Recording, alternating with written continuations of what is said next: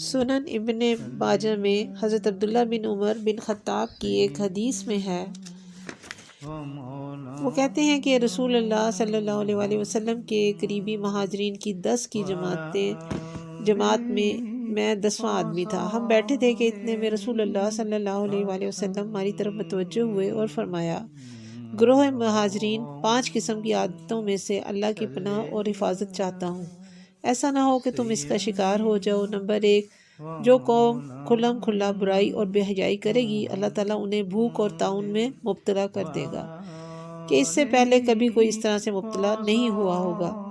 number 2، اور جو قوم ناپ تول میں کمی کرے گی، اللہ تعالیٰ انہیں قحط سالی، سخت محنت، مشقت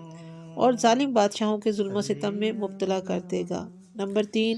اور جو قوم اپنے مال کی زکوٰۃ نہیں دے گی، اللہ تعالیٰ انہیں بارش کے قطروں